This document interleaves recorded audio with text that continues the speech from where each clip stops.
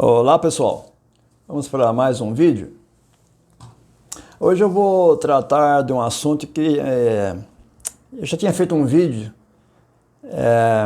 ficou assim meio superficial, que trata sobre os Jogos Olímpicos, né? Que são realizados a cada 4 anos em alguma capital, né, importante. De vários países, né? E o que acontece, né? Eu acho que pouquíssimas pessoas prestam atenção no que acontece. Antes de iniciar os jogos, é feita uma cerimônia na Grécia, no templo de Olímpia, né? E onde é feito um ritual para que Apolo e Zeus, né?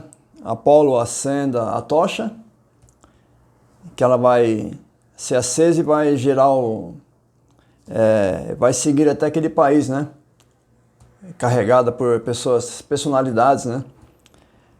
Desde a Grécia até o país onde vai se realizar, a cidade onde vai se realizar os Jogos Olímpicos, e aí é acesa, né? No estádio olímpico fica a pira acesa, fica tipo de uma chama sagrada. Eles mesmos falam isso, né? Que vai ficar acesa durante todos os jogos até terminar, né? Aí vamos começar assim, né? Eu vou falar um pouquinho, eu vou mostrar dois trechos, né? Dessa abertura que foi feita dos Jogos Olímpicos no Rio de Janeiro, 2016. Então, para começar, eu vou trazer aqui a palavra culto, né? O que significa a palavra culto, né? Vamos aos poucos aqui. Culto seria, assim, na liturgia, religião, um conjunto de atitudes e ritos pelos quais se adora uma divindade. Na religião seria homenagem de caráter religioso ao que se considera divino ou sagrado.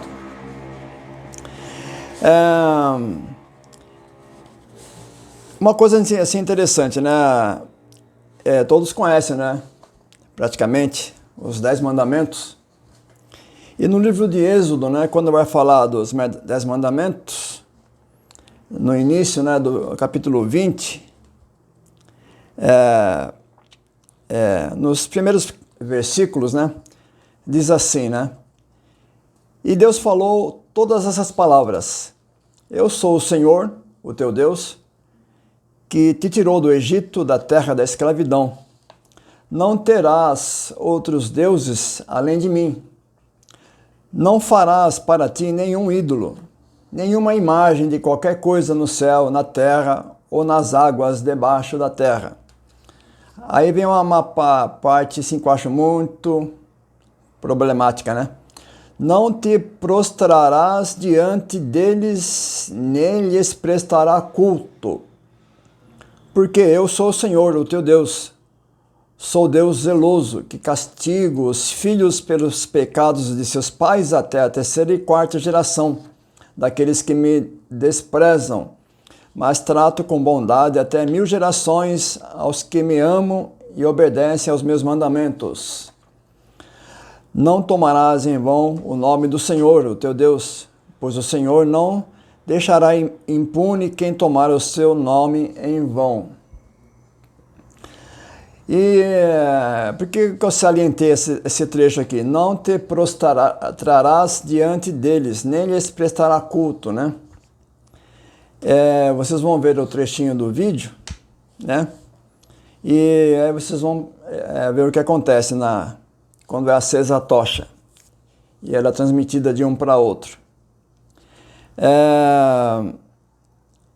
Então eu vou agora encaixar um trechinho desse vídeo.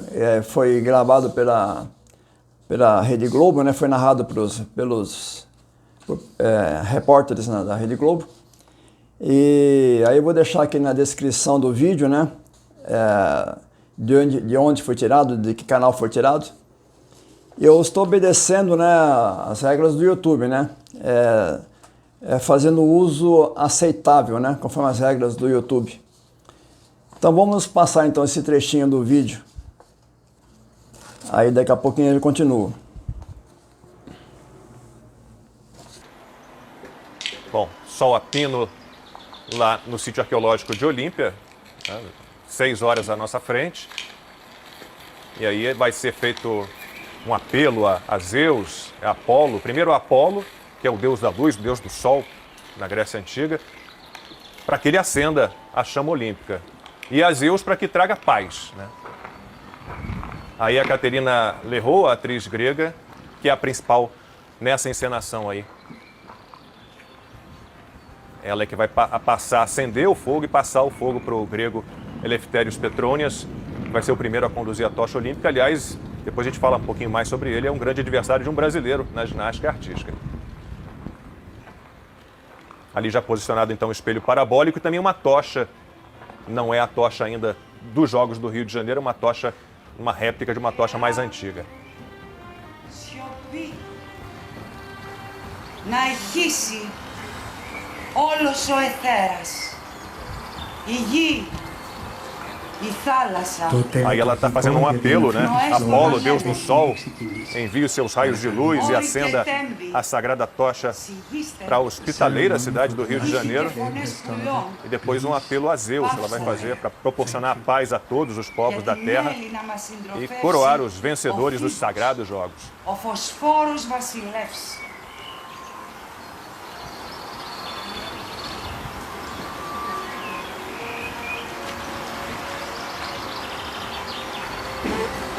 Απόλλωνα, Agora o apelo a Apolo. Θεέ του ήλιου και της ιδέας του φωτός, στείλε τις ακτίνες σου και άναψε την ιερή Δάδα Então ela fazendo ao για τη Apolo para que φιλόξενη πόλη του Ρίο com a sua luz acenda και εσύ, a chama olímpica. Ω Δία, χάρισε ειρήνη σε όλους τους λαούς της γης. Os olhos marejados, a Caterina Lerroux, a atriz grega que representa a principal sacerdotisa nessa cerimônia. E agora sim, o momento que a gente estava esperando, ela vai acender a tocha.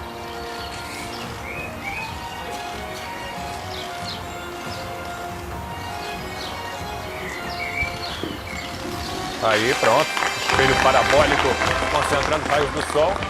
Pareceria um filme fotográfico antigo na ponta da tocha, muito inflamável. Essa é a chama olímpica dos Jogos do Rio de Janeiro. Chama olímpica acesa no sítio arqueológico de Olímpia. Ainda não é a tocha do Rio, a gente percebe, é uma réplica de uma tocha mais antiga que é passada agora para um pote. Daqui a pouco a gente vai ter a tocha dos Jogos do Rio, que a gente mostrou agora há pouco como é que é. The Olympic flame is lit by the sun. Aí está então no pote a chama olímpica dos Jogos do Rio. E agora elas vão se dirigir em direção ao estádio, onde aí sim que vai o atleta grego vai acender a tocha. Nós vamos caminhar agora, deixar o templo de Hera e ir até o estádio de Olímpia, que era só uma faixa de terra. Aí um tempo depois foram feitas elevações laterais para acomodar ali todas as pessoas que iam acompanhar as provas. Então no estádio de Olímpia, outro ponto aí do sítio arqueológico, a gente vai ter mais emoção daqui a pouquinho, com a tocha dos Jogos do Rio sendo finalmente acesa. Bom, vocês viram aí, né, que como é que aconteceu, né, como é que foi acesa a tocha. É feito uma invocação a Apolo e a Zeus, né? Aí eu já comentei com várias pessoas, pastores inclusive, e eu acho muito engraçado que eu não vejo uma condenação, não seria a palavra condenação, mas vamos ser menos pesado, né? Com relação a cristãos, ou nem mesmo cristãos, mas os próprios judeus praticantes, né? Participarem de Olimpíadas, sendo que ela começa com um culto aos deuses do Olimpo, né? de Olímpia, né? Zeus e todo o seu panteão. Então, assim, eu vou ler mais um trechinho aqui da Bíblia. 1 João 5,19 diz assim, né? Sabemos que somos de Deus e que o mundo todo está sob o poder do maligno. Olha como é pesado essa parte, né? E Jesus também ele diz, né, no Evangelho de João 8,44, quando ele critica, né, alguns fariseus, né, ele fala assim, vós tendes por pai o diabo e quereis satisfazer os desejos de vosso pai. Aí ele continua, né, ele foi homicida desde o princípio, tal.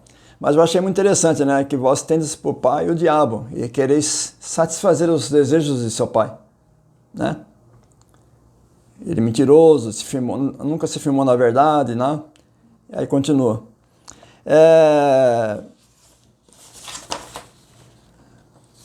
Não seria mais um versículo, então vamos passar agora mais um trechinho. São trechos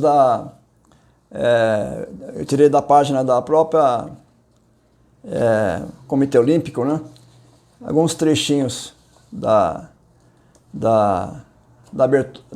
onde foi aceso, foi feito esse culto, né, em homenagem aos deuses para se iniciar a Olimpíada.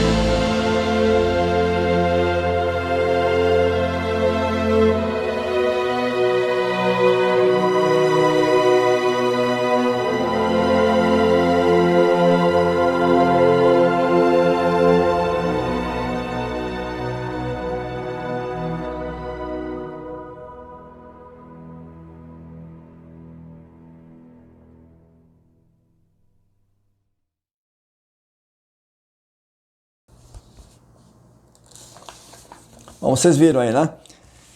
Agora eu vou ler aqui um trechinho numa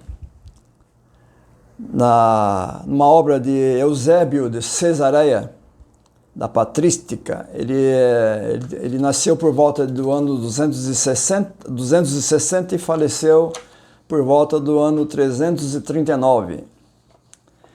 E Eusébio, ele menciona em sua preparação para o Evangelho como Hesíodo dividiu os seres racionais em quatro grupos,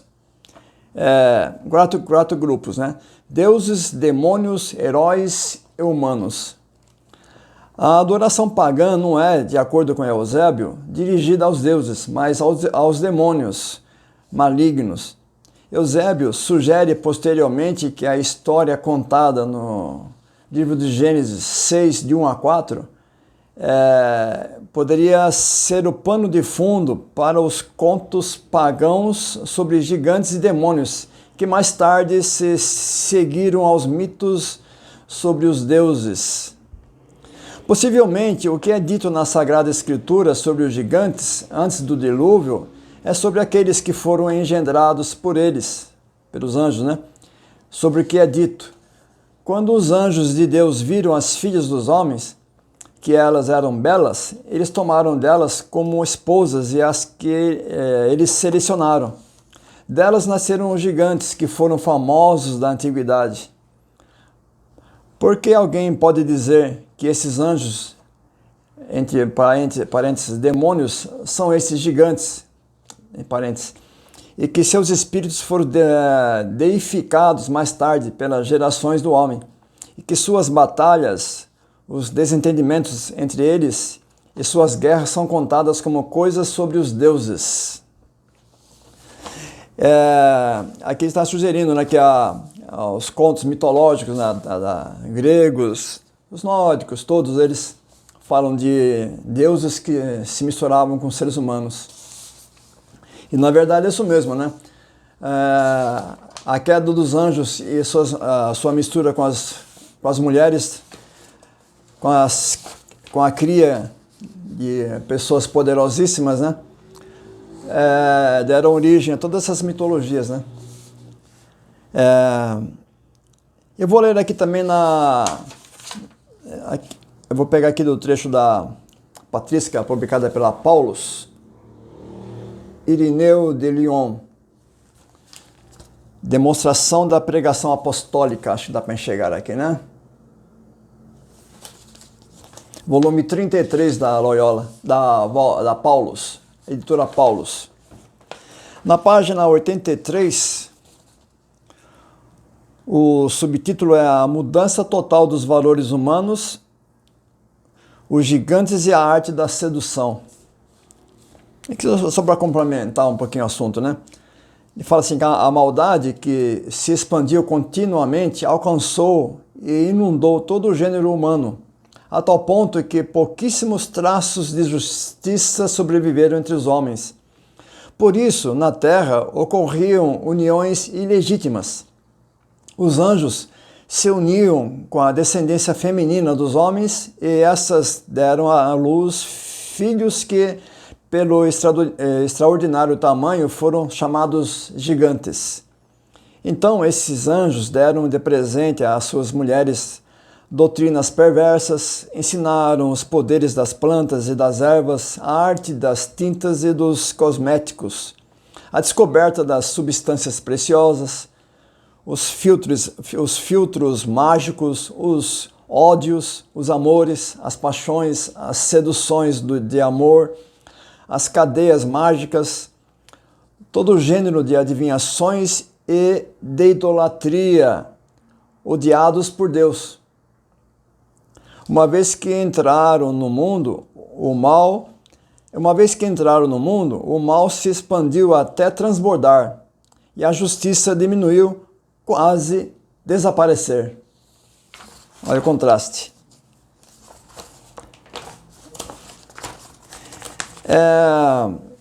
Eu vou trazer para citar também uma passagem do livro de Enoque. Livro de Enoque. Eu achei interessante trazer essa parte também.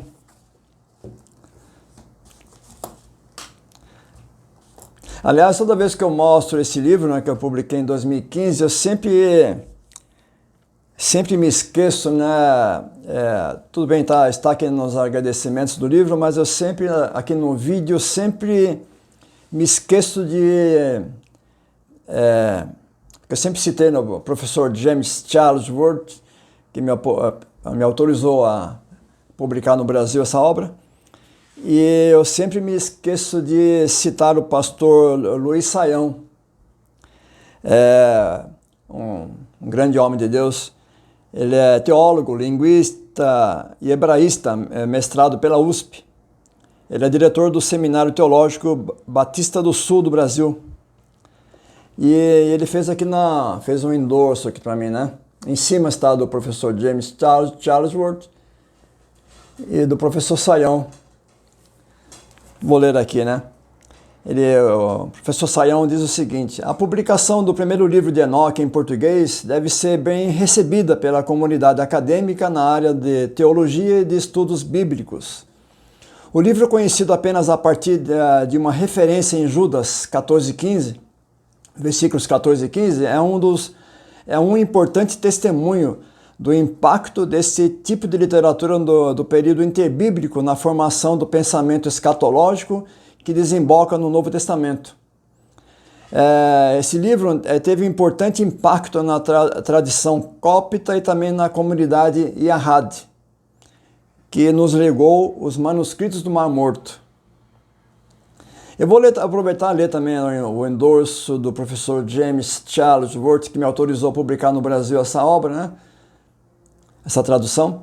Ele fala assim: descrever o mundo dos judeus primitivos, como alguns especialistas têm feito, sem incluir os livros de Enoque, é criar uma visão de mundo judaica que nunca existiu. Em vez de procurar sistematizar o pensamento judaico ou contemplar a teologia judaica, deveríamos comemorar a complexidade e a criatividade das reflexões judaicas primitivas. O estudo dos livros de Enoque nos ajuda a compreender a diversidade e o gênio criativo de muitos judeus primitivos que viveram no Israel-Palestina, desde o tempo da conquista de Alexandre, no final do século IV da Era Comum, antes da Era Comum, até o incêndio de Jerusalém pelos exércitos romanos no ano 70 da Era Comum. O professor James Charlesworth ele agora é aposentado, né? Era professor da cadeira George L. Collard, de Língua e Literatura do Novo Testamento. Ele era diretor e editor do projeto dos Manuscritos do Mar Morto, do Seminário Teológico de Princeton. Então fica aqui minha falha, corrigindo aqui que eu nunca citei que o pastor Luiz Saião. Agradeço muito a dedicatória, esse endorso que ele fez. Ele está aqui citado nos agradecimentos. Aqui. Agradeço ao pastor Luiz Saião, diretor do Seminário Teológico Batista do Sul, por sua gentileza em preparar um texto de apresentação a esta edição. Aí segue. É uma falha aqui. Então eu vou ler no livro de Enoque, eu vou pegar um trechinho aqui mais por curiosidade, depois eu vou entrar no capítulo 19, que tem um trecho que encaixa com esse vídeo aqui, né? No capítulo 18, no verso 11, como eu sempre falo, né? Pega o bonde andando aqui, né? Mas o que interessa é mais no final. E Enoque está sendo guiado por um anjo, né? Ele fala assim: e eu vi uma cova profunda com um fogo celeste nos seus pilares. Eu vi no meio deles descendo pilares de fogo que eram sem medida, tanto na altura como na profundidade. E no topo daquela cova eu vi um lugar sem o firmamento celeste em cima dele, ou fundação terrestre embaixo dele, e nem água. Nada havia nele, nem mesmo pássaros, senão que era um lugar desolado e terrível. E eu vi ali as 7 estrelas, que eram semelhantes às grandes montanhas ardentes, que ele vem falando anteriormente. Então o anjo me disse: este lugar é a extremidade do céu e da terra. Aqui que vem a parte interessante. Esse lugar é o cárcere para as estrelas e para os poderes do céu. E as estrelas que rolam sobre o fogo, elas são as que transgrediram os mandamentos de Deus, desde o início de sua ascensão, porque elas não chegaram pontualmente. E ele estava irado com elas, e as confinou até que se complete o tempo do seu pecado no ano do mistério. Aí eu vou ler aqui ele fala de estrelas, né? Confinadas, na Epístola de Judas. Ele vem tecendo uma crítica, né, às pessoas pecadoras, né?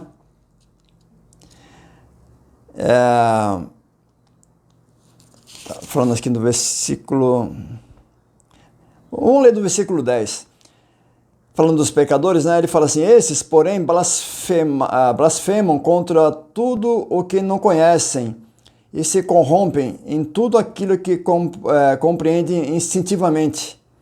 como animais irracionais. Ai deles, porque enveredam pelo caminho de Caim. Por recompensa se precipitaram no erro de Balaão e pereceram na revolta de Coré. Versículo 12. Eles desonram vossos ágapes, né? São comemorações, né? Banqueteando-se juntos destemidamente, apacentando a si mesmos, nuvens sem água, que são levadas pelos ventos, árvores em outono, sem frutos, duplamente mortas, desarraigadas. Aí vem o versículo 13. Ondas encrespadas do mar, que espumam sua própria desonra. Aí vem a parte. Estrelas errantes, para as quais está reservada a escuridão das trevas para sempre.